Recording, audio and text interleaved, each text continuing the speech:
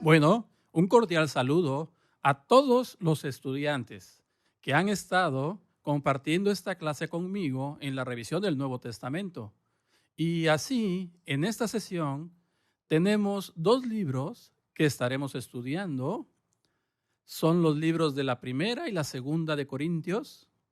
Necesitamos tener, supongo, un poco de conocimiento en nuestra mente de que Pablo había llegado a esta muy importante ciudad para fundar la iglesia y entró a través de su ministerio dando a luz esta iglesia, donde ganó a todos los conversos. Era una de las ciudades en las que permaneció por un mayor tiempo que en la mayoría. Muchas veces se vio obligado a huir de una ciudad debido a la persecución, a veces solo después de un par de meses, pero permaneció en la ciudad de Corinto cerca de 1 año y medio. Leemos sobre eso en el libro de los Hechos, cuando él fundó esta iglesia. Y así él está allí. Él no solo puede ganar personas para el Señor, sino también puede involucrarse en el discipulado personal en sus vidas. Esta ciudad era muy importante en Asia Menor. Era una ciudad que estaba en una importante ruta comercial. Fue una de las 4 ciudades más grandes de todo el Imperio Romano. Cada par de años, el equivalente de los Juegos Olímpicos se habría celebrado en esta ciudad. También fue una ciudad que estuvo marcada por mucha inmoralidad. Muchas religiones diferentes estaban allí. Y de hecho, había un templo idólatra dedicado a uno de los dioses que tenía más de 1000 prostitutas del templo asociadas con él. Se estima que al menos en la noche, después de que el sol bajara, saliendo del templo en esa colina, habría 1000 prostitutas, algunos de ellos homosexuales prostitutos, algunas mujeres prostitutas. La gente estaba involucrada en la inmoralidad sexual, asociada con la adoración de ese ídolo. Y así, esta era la ciudad en la que Pablo había llegado, pero ahora les está escribiendo y lo hace porque hay algunos problemas que se han desarrollado y les escribe como un padre espiritual para tratar de corregir algunas cosas que están sucediendo. Una cosa que estaba sucediendo era que había un maestro muy importante llamado Apolos. Era griego, pero también judío. Era, era muy poderoso y elocuente en la forma en que enseñaba las escrituras. Y así en las iglesias de Asia Menor se había convertido en un maestro muy popular. Y básicamente lo que estaba sucediendo en Corinto es que la iglesia estaba dividida. Algunas personas en la iglesia decían, bueno, creo que realmente deberíamos seguir al maestro Apolos. Otras personas decían, bueno, no, al apóstol Pablo. Él fue el que vino y fundó la iglesia. Él fue quien nos llevó al Señor. Otros dijeron, bueno, no, creo que debemos seguir a Pedro. Él era uno de los discípulos originales que caminaba con Jesús. Y así hubo esta división. Estaban divididos y sencillamente no se movían juntos en unidad. Así Pablo escribe y comienza a desafiar este aspecto de cómo están divididos. Uno que decía debemos seguir a Apolos, el otro dice debemos seguir a Pablo, otros seguimos a Pedro, y él dice en 1 Corintios capítulo 3 en el versículo 4, cuando uno de ustedes dice soy seguidor de Pablo y otro dice sigo a Apolos, ¿no están actuando como la gente del mundo? Y entonces presenta este desafío de que cuando hay este tipo de desunión en el cuerpo, cuando hay personas que buscan a un líder y otro grupo de personas que buscan a otro líder y están divididos entre sí, no son capaces de moverse en armonía y en relaciones. Y así Pablo está trayendo un desafío y dice, en realidad simplemente somos siervos de Cristo. Él dice en el capítulo 4, todos somos siervos. No importa, usted sabe que Apolos hizo algunas cosas y yo hice algunas cosas y Pedro ha hecho algunas otras, pero todos somos siervos de Cristo y no debemos permitir que toda el área de líderes diferentes traiga división en el cuerpo de Cristo. Y luego comienza a tratar con este aspecto de la madurez espiritual. Una vez más, esta fue la iglesia que había nacido a través de su ministerio. Y él está diciendo, realmente en este punto deberían ser personas que se mueven en la madurez espiritual. Sencillamente deberían tener la carne de la palabra. Luego dice, realmente ni siquiera puedo escribirles como a creyentes maduros. Tengo que darles la leche de la palabra porque están divididos. Y de hecho, otra cosa que había sucedido es que la inmoralidad sexual que había en la ciudad comenzaba a infiltrarse en la iglesia. Y así en la iglesia hubo una situación donde tuvieron a uno de los miembros de la iglesia involucrado en una situación inmoral con otra mujer en la iglesia. Y Pablo está diciendo que están permitiendo que eso suceda. No están tratando con el problema, ¿sabes? No están de pie en unión unos con otros, están divididos. Y así él les presenta el desafío de que realmente deben estar considerando lo que define la verdadera madurez espiritual. Ahora, es algo interesante y me gustaría que notaran este contraste porque nos haríamos la pregunta, bueno, ¿qué significa decir que alguien es espiritualmente maduro? Y muchas veces la gente piensa que lo que define la madurez espiritual es que te estás moviendo en muchos dones del Espíritu Santo. Y así, si hay dones que están operando y hay milagros que están sucediendo, cosas poderosas están sucediendo a través de las vidas de las personas. Esa es la marca de una iglesia espiritualmente madura. Pero me gustaría que noten dos afirmaciones contrastantes que hace Pablo. Hace la declaración en el capítulo 1, en el versículo 7, y dice, no les falta ningún don espiritual mientras esperan con ansias a que se manifieste nuestro Señor Jesucristo.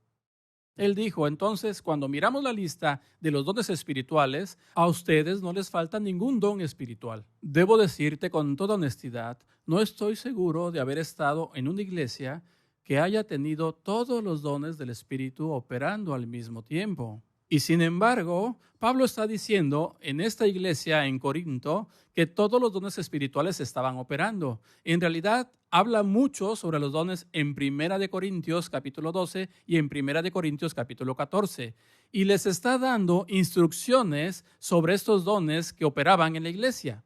Pero a pesar de que no les faltó ningún don espiritual, él dice, solo un par de capítulos más tarde, en 1 Corintios capítulo 13, los versículos 1 al 3, y escucha atentamente aquí, dice, hermanos y hermanas, no podría dirigirme a ustedes como personas que viven por el Espíritu, sino como personas que todavía son carnales.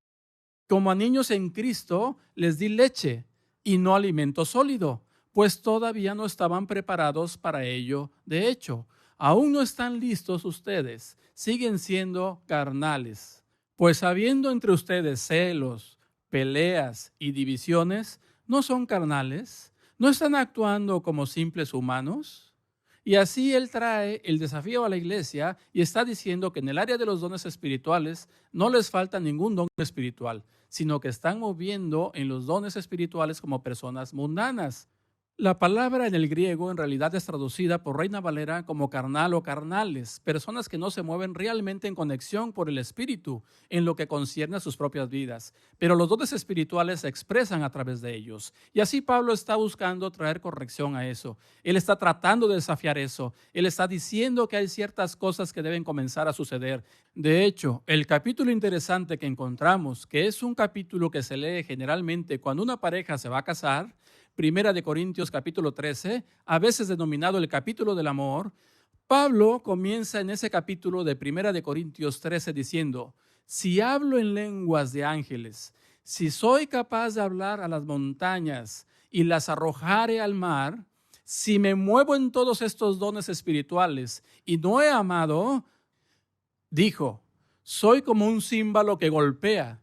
Soy como un tipo de ruido que no está realmente conectado a la realidad. Y así el reto al que se está llevando a estas personas es que la división, la desunión, los celos, hablar uno contra el otro y tratar de seguir a un líder y otro grupo está siguiendo a otro líder, donde están divididos uno contra el otro, Pablo les dice, ¿saben qué? Están actuando como bebés en Cristo. No te estás moviendo en la madurez espiritual. Y así les trae ese desafío, el talento espiritual. El principio que vemos aquí, el talento espiritual no es igual a la madurez espiritual. La madurez espiritual es vivir en armonía y relación pacífica con nuestros hermanos y hermanas en Cristo. Comienza a desarrollar otro tema importante porque, como hemos dicho, la iglesia no solo estaba marcada por esta división aguda donde se movían en los celos y la división, sino que la iglesia también estaba marcada, ya sabes, por la impureza sexual. Y así establece una verdad muy, muy importante que vamos a poner bajo el encabezado tópico de la pureza del templo. La pureza del templo. En 1 Corintios 6 y en los versículos 16 al 20, Pablo hace una comparación interesante al hablar de sexualidad y al hablar del templo del Espíritu Santo. Él dice, ¿no te das cuenta? 1 Corintios 6, versículo 16. ¿No te das cuenta de que si un hombre se une a una prostituta, se convierte en un cuerpo con ella? Porque las Escrituras dicen, los dos están unidos en uno. Pero la persona que está unida al Señor es un espíritu con Él. Corre del pecado sexual, dice Pablo. Ningún otro pecado afecta tan claramente al cuerpo como lo hace este. La inmoralidad sexual es un pecado contra tu propio cuerpo. ¿No te das cuenta de que tu cuerpo es el templo del Espíritu Santo, que vive en ti y que te fue dado por Dios? No te perteneces a ti mismo porque Dios te compró con un alto precio. Por lo tanto, debes honrar a Dios con tu cuerpo. Pablo hace un par de declaraciones asombrosas aquí. La primera declaración que hace es que ahora en mi cuerpo físico y en tu cuerpo físico, el Espíritu Santo ha venido a vivir literalmente a nuestros cuerpos. No estamos hablando de algún tipo de simbolismo, ni de algún tipo de alegoría. Pero la persona del Espíritu Santo literalmente vive dentro de ti. Justo en este momento, y debido a que el Espíritu Santo vive dentro de nosotros, hay un sentido en el que la gloria de Dios ha llegado a cada una de nuestras vidas individuales y tenemos la intención de mostrar esa gloria. Ahora, en el Antiguo Testamento, si querías ver la gloria de Dios o estar expuesto a la gloria de Dios, ibas al tabernáculo de Moisés. Por ejemplo, al templo de Salomón, ya sabes, o al templo de Zorobabel. Este templo estaba en el tiempo de Jesús. ¿Sabes? La gente decía, vayan a ese lugar, vayan al templo, vayan al lugar donde está la presencia del Señor. Pero ahora Pablo está diciendo que los templos del Nuevo Testamento son personas individuales como usted y como yo.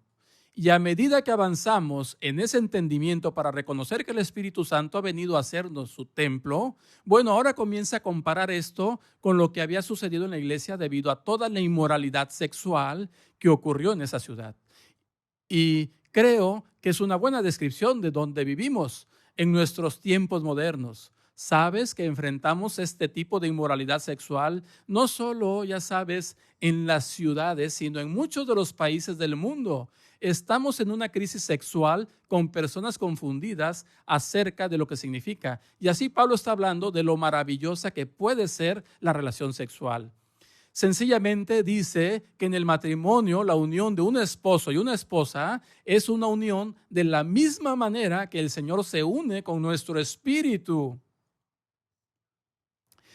Básicamente está diciendo toda la experiencia sexual cuando está en el contexto del matrimonio, cuando se somete al señorío de Cristo, tiene una gran importancia y un significado profundo. Pero si lo sacas del contexto del matrimonio, ahora se convierte en algo que está muy, muy contaminado. Y Pablo une esto con el templo. Y así en esta ciudad donde las prostitutas del templo bajan por la noche, evidentemente algunos de los cristianos estaban diciendo, bueno, supongo que realmente no hace ninguna diferencia si unimos nuestro cuerpo con una prostituta. Sí, somos miembros de una iglesia del Nuevo Testamento ahora, pero no debemos preocuparnos sobre cómo nos conducimos sexualmente. Y Pablo está diciendo, no es así, porque nuestro cuerpo es el templo del Espíritu Santo. Nunca debemos cruzar líneas en el área de la impureza sexual sin que tenga impacto y disminuya la pureza con la que Dios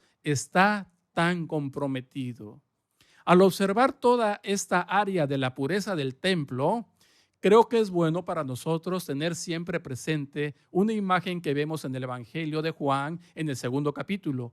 Y en ese capítulo vemos a Jesús que en realidad estaba limpiando el templo. Una imagen muy poderosa. Sabes que tenemos a Jesús, que obviamente es el Señor del amor y que ve la casa de su Padre, el templo del Señor, que se ha convertido en un lugar donde las personas estaban siendo explotadas con fines económicos. Los cambiadores de dinero estaban allí. Fue una situación muy secular. Y así Jesús tomó 3 cuerdas y comenzó a tejerlas juntas y en realidad las convirtió en un látigo. Y ahora el Señor del amor, en apasionado celo, el capítulo 2 de Juan dice, expulsó a los cambistas del templo, pues ese es el compromiso que tiene Jesús con un templo puro. Y te hago la pregunta, ¿crees que si a Jesús le preocupaba la pureza del edificio del templo, Él se preocuparía menos por la pureza del templo de tu cuerpo y de mi cuerpo, porque el Espíritu Santo ha entrado? Y así Pablo básicamente está diciendo esto como un desafío. Tenemos que ser muy cuidadosos en cómo conducimos nuestras vidas en el área de nuestra sexualidad. La sexualidad es un don de Dios, es algo que Dios ha confiado a la relación matrimonial, pero cuando se mueve fuera de eso, trae impureza al templo del Espíritu Santo. Y tú y yo, nuestros cuerpos físicos literalmente somos ese templo. Otra cosa que estaba sucediendo en la ciudad de Corinto era que la gente entendía la libertad y la libertad que viene porque hemos encontrado la gracia de Dios. Entonces, básicamente saben que la iglesia de Corinto dijo, saben que realmente no hay una gran diferencia en cómo vivimos nuestras vidas si seguimos ciertas pautas morales. Los 10 mandamientos, aparte de eso, podemos vivir como queramos vivir, somos libres en Cristo. Entonces Pablo establece algunas cosas que son muy importantes. Dijo en relación con esa libertad, número 1, todas las cosas me son lícitas. 1 Corintios 6:12, pero no todas me convienen. La palabra conviene aquí es la palabra griega simpero, y significa coleccionar con el propósito de crear una ventaja. Es el término de un contador. Es el término de alguien que está administrando dinero y está administrando el dinero de tal manera que pueda obtener ganancias. Y así Pablo sencillamente dice, hay ciertas cosas que tal vez sea legal hacer, pero siempre tenemos que hacer la pregunta, ¿es conveniente para nosotros movernos en esa área? Mis acciones crean una ventaja espiritual en mi caminar, en mi relación con el Señor. También dice en 1 Corintios 6:12, todas las cosas me son lícitas, pero no todas me convienen. Todas las cosas son legales para mí, pero no seré dominado por nada. Y así Pablo está diciendo, nuestras acciones deben estar bajo control. Tenemos que hacer la pregunta, ¿son convenientes mis acciones? ¿Están creando una ventaja espiritual en mi caminar con Cristo? Pero luego suma a ello, él está diciendo, no seré controlado ni dominado por cosa alguna que no sea el Espíritu Santo de Dios en mi vida. Y así Pablo está afirmando que tenemos que ser muy cuidadosos. Nosotros decimos, bueno, soy libre de hacer esto. Y Pablo dice, puedes tener la libertad de hacerlo, pero debes hacerte la pregunta, ¿tiene esta actividad el potencial de levantarse y ejercitar control sobre mi vida? Pablo dice, no seré controlado por nadie que no sea la persona del Espíritu Santo que me compró y me convirtió en su templo. Y así hablamos del área de conveniencia. Conoces el área de control. También dice, nuestras acciones deben edificar. 1 Corintios 10:23, todas las cosas son legales, pero no todas las cosas me convienen. Todas las cosas son legales, pero no todas las cosas edifican. Esta es la palabra griega oikodomeo, que es básicamente la palabra de un constructor de casas. Alguien que está construyendo una casa muy sólida. Acá Pablo nos dice, podría ser libre de hacer algo, pero tengo que hacer la pregunta, no solo va a crear una ventaja espiritual para mí, sino que va a crear una ventaja espiritual para ti. ¿Mi acción te va a edificar como mi hermano y mi hermana en Cristo? Pablo tiene mucho que decir al respecto en el libro de Primera de Corintios. Y mientras lees ese libro, te animo a mirar la cantidad de lugares donde Pablo dice, sí, somos libres de movernos en Cristo, pero esa libertad nunca es a costa de lastimar a otro hermano o hermana en Cristo. Debemos honrar no solo nuestra propia conciencia, sino que debemos honrar la conciencia de nuestros hermanos y hermanas. Y así él está hablando de madurez espiritual. La madurez espiritual significa que no estamos luchando como el cuerpo de Cristo, sino que nos estamos moviendo en unidad. La madurez espiritual significa que reconocemos que somos templo del Espíritu Santo y que Dios nos está llamando a la pureza en el área de nuestra sexualidad. Madurez espiritual también es comprender que las cosas que hago en la vida cotidiana no solo deben fortalecer mi propia relación con Jesús, sino que también deben alentarte, tienen que edificarte, tienen que construirte. Veamos el capítulo 15, el glorioso capítulo de la resurrección. Y lo alentaría de nuevo a que revise con cierto detalle ese capítulo. Pero me gustaría resaltarles que la resurrección, tal como lo menciona Pablo en 1 de Corintios capítulo 15, realmente tiene algunas cosas importantes que decirnos a aquellos llamados al ministerio, a los que son llamados al liderazgo. La resurrección está directamente relacionada con su ministerio en dos maneras. Me gustaría resaltar estas dos formas para usted ahora. Número uno, la resurrección, es decir, el hecho de que Jesús salió de la tumba, la resurrección redime los sacrificios del ministerio. Pablo habla de esto en 1 de Corintios 15. Él dice, ¿por qué nosotros mismos arriesgamos nuestras vidas hora por hora? Porque les aseguro, queridos hermanos y hermanas, que me enfrento a la muerte todos los días. Eso es mi orgullo de lo que Cristo Jesús, nuestro Señor, ha hecho en ti. ¿Y qué valor estaba allí en luchar contra las bestias salvajes? Ya sabes, Pablo dijo en el ministerio del Evangelio, tuve que ir en contra de las bestias salvajes que me atacaron. Claramente le está diciendo, ¿cuál fue el punto de todo ese sacrificio? Entonces, si no hay resurrección, y así continúa, si no hay resurrección en los muertos, y si no hay resurrección, festejemos y bebamos, porque mañana moriremos. Lo que él está mencionando es la importancia no solo de la resurrección de Cristo, sino de la realidad de que usted y yo tendremos cuerpos resucitados cuando Jesucristo venga por segunda vez y entre en la historia. Esa realidad de la resurrección redime el ministerio y las luchas que tenemos que enfrentar en el ministerio. Lo segundo que se relaciona con el ministerio es que la resurrección garantiza un ministerio fructífero.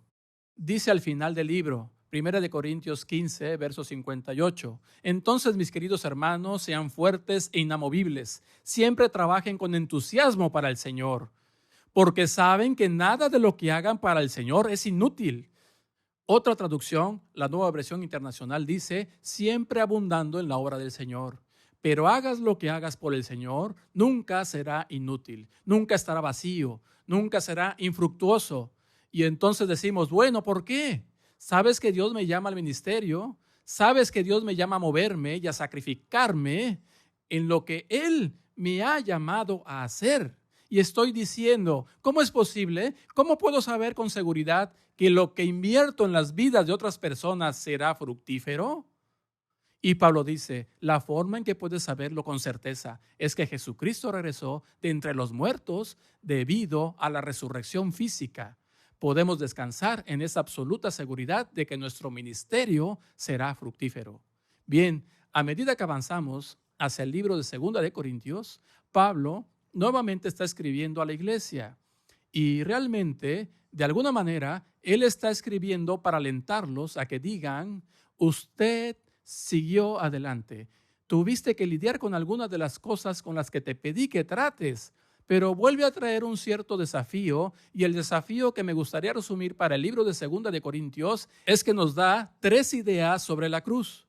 Y la primera idea que nos da en la cruz, en 2 de Corintios 5:21, es que la cruz proporciona la impartición de la justicia de Dios. Uno de los versículos más asombrosos en el Nuevo Testamento para mí está en 2 de Corintios capítulo 5 y versículo 21. Pablo dice, al que no cometió pecado alguno, por nosotros Dios lo trató como pecador para que en Él recibiéramos la justicia de Dios. Imagina esa afirmación. En realidad, si lo estudias en el idioma original, dice que Él lo hizo para que fuera una ofrenda por el pecado, llevándonos de nuevo a la comprensión del Antiguo Testamento. Entonces aquí tenemos a Jesús colgado en la cruz. Dice, Dios lo hizo pecado por nosotros. Ahora, ¿qué significa eso? Tú sabes, Él nunca cometió ningún pecado, no se movió en ningún tipo de engaño. Su vida entera estuvo marcada por la pureza de Dios, por la santidad de Dios. Y sin embargo, ahora en la cruz, según Pablo, en ese pasaje, es que toda la contaminación, todo el pecado, toda la enfermedad, toda la rebelión por la que yo debo morir, que todo eso fue absorbido en el mismo cuerpo de Cristo. Creo que en el jardín de Getsemaní, cuando Jesús clama literalmente, suda gotas de sangre y dice, si es posible, deje que esta copa pase de mí. Jesús no estaba tratando de retirarse del dolor físico de la cruz, tan horrible como era, la manera más horrible de morir, pero entendió que en ese momento en la cruz, todos mis pecados y todo tu pecado sería literalmente absorbido en su propio cuerpo. Literalmente se convirtió en mi pecado en esa cruz y en ese momento clama, Dios mío, ¿por qué me has abandonado? El Padre se aparta de su Hijo en la cruz por todo mi pecado y toda mi contaminación y es absorbido por su propio cuerpo. Pero debido a eso, ahora, Él sale de la tumba en el poder de la resurrección. Ahora, en vez de que mi vida esté llena de mi propio pecado y mi propia rebelión, ahora está llena de su justicia. Dios hace este maravilloso intercambio. Esa es la primera idea que Pablo nos trae en el área de la cruz. La segunda idea que nos trae en la relación con la cruz es que la cruz revela la gloria de Dios a través de nuestro sufrimiento. Volviendo a lo que dijo en 1 Corintios, mi cuerpo es el templo del Espíritu Santo. Bueno, ¿cómo es el mundo capaz de ver esa gloria?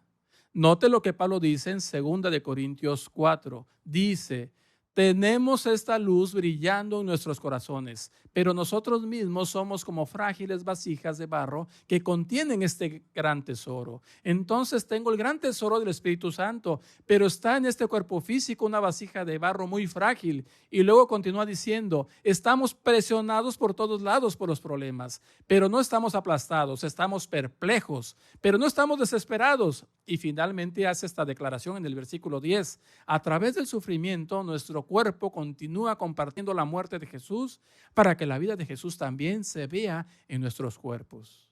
Pablo está diciendo que el sufrimiento físico que atravieso en esta vida causa una ruptura en mi vida y que la ruptura realmente produce la liberación del Espíritu Santo para que otras personas puedan ver la gloria del Señor. Resalto esto para ti ahora mismo y te pido que tengas tus oídos abiertos mientras continuamos con otros libros del Nuevo Testamento y vemos cuántas veces todo este problema de sufrimiento comienza a surgir y regresa a nosotros como tema del Nuevo Testamento. Lo digo porque hay una enseñanza actual y parece que se ha extendido mucho más que solo en América del Norte. Ciertamente es un problema en América del Norte que parece haberse extendido también a otros países. A veces lo que se conoce como el Evangelio de la Prosperidad. El Evangelio de la Prosperidad significa que tú sabes, siempre vas a ser rico. El Evangelio de la Prosperidad significa que nunca vas a tener que pasar por el sufrimiento y la dificultad. Y les pido que tengan sus oídos abiertos, sus oídos espirituales abiertos para ver cuántas veces Pablo y otros escritores del Nuevo Testamento van a lidiar con este aspecto del sufrimiento. Pero aquí para decir claramente que este sufrimiento está realmente produciendo la liberación del gran tesoro, la persona del Espíritu Santo, la misma gloria de Dios liberada a través de mi vida. La tercera cosa que Pablo dice acerca de la cruz en el libro de 2 de Corintios es que la cruz revela su gracia y su poder en nuestra debilidad humana. Les traigo 2 de Corintios capítulo 12, cuando Pablo está hablando de esto que se conoce como la espina de su carne. Realmente no sabemos lo que era la espina de su carne. Parece que indica algún tipo de enfermedad física. Y nota el corazón de Pablo en el versículo 8. Él dice, en 2 de Corintios 12, 8 dice, 3 veces le rogué al Señor que la apartara de mí. Así que aquí está nuestro gran apóstol poniendo su vida por el evangelio y él está diciendo, estoy afligido con esto. Lo que haya sido, 3 veces le pregunté al Señor, ¿podría por favor quitarlo? Por favor quítalo, por favor quítalo. Y el Señor le habló y le dijo, mi gracia es suficiente para ti. Mi fortaleza se perfecciona en la debilidad, para que el poder de Dios descanse sobre mí. Y finalmente dice, porque cuando soy débil, entonces soy fuerte. Básicamente Dios le dijo, no lo voy a quitar, voy a dejar esto en tu vida porque va a producir debilidad y en tu debilidad, en tu fragilidad, habrá un sentido. Primero que nada, sabrás que a menos que la gracia de Dios venga a ayudarte, no hay forma de que puedas superar esto. Y así nos hace confiar más en el Señor. Pero no solo eso, ahora le demuestra a un mundo herido que en medio de una gran debilidad podemos experimentar la fortaleza del Señor. Pablo cierra con una bendición gloriosa en 2 de Corintios, capítulo 13, y él dice en los versículos 11 y 12, queridos hermanos y hermanas, cierro mi carta con estas últimas palabras. Sé alegre, crece hasta la madurez. De la forma en que definimos la madurez en esta sesión, anímense mutuamente, vivan en armonía y paz. Entonces el Dios de amor y paz estará con ustedes. Amén.